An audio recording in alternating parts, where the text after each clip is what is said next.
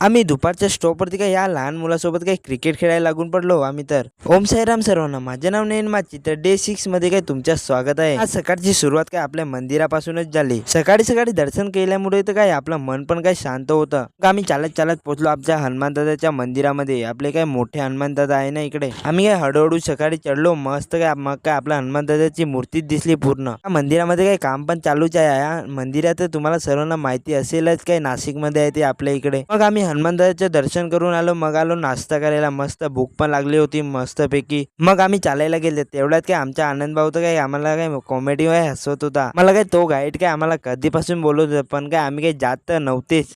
लेकिन एक सेकंड चालत चालत जात असताना काय तिकडे होते कोणाचे तरी लगीन. तर ते काय आमचे मित्र काय नाचायला लागले इकडेच. ते वाजवत ते एक नंबर होते. ते काय सर्व काय नाचणारच ना.